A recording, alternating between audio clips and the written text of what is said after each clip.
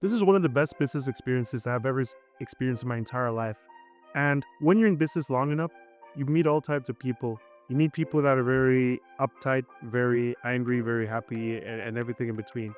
But there was one specific client that raised over $7 million. And this specific client has the character traits of a winner. And I'm going to walk through why the specific clients exhibited the traits of a winner. Why is it that they were so magnetic to success? It was so easy for them for money to stick to them, and they're so successful. And what it took for them to win. So pretty much, this individual, he had a deal, and I believe it was acquisition of an apartment. It's an acquisition of an apartment. And the way he structured and sold the deal to an investor is he worked and then he attracted an investor. Basically, there are two parts of this deal. There's the equity side and there's the debt side.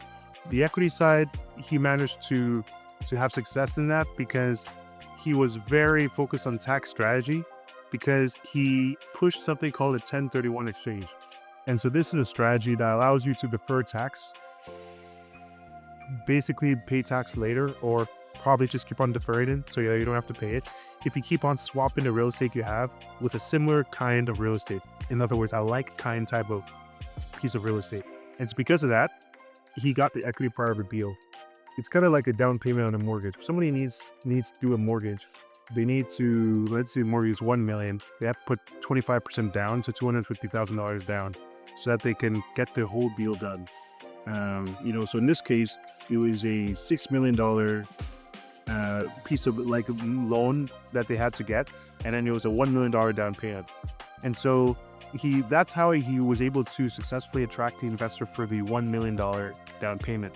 And then for the $6 million, the idea is that you already had the down payment, and he was actually this may sound a bit trite, but he was very professional, very respectful, very amicable, very professional, because there's some people that have very low emotional regulation. So some people, whenever it comes to doing business or a deal or anything, they have really high highs and really low lows, and they're very emotionally chaotic.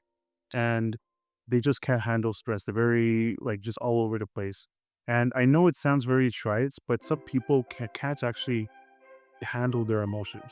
And so it really destabilizes everybody. It destabilizes the sellers, the lawyers, the consultants, everybody involved, the lenders, the investor. So some people's personalities are actually not a good fits for certain companies. And some people, maybe they can work with somebody else, but in many cases, they can't. And so this specific person was very even keel. They're very respectful, and everyone loved working with this person. And they also had a good attitude.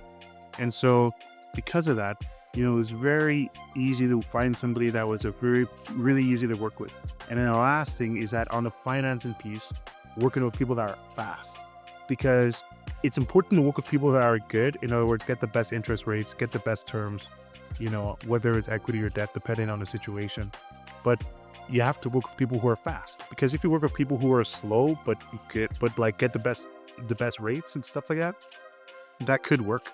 But as Stephen A. Schwartzman said, the founder of Blackstone, time kills deals. So if you work with somebody who's fast, you will get the deal done.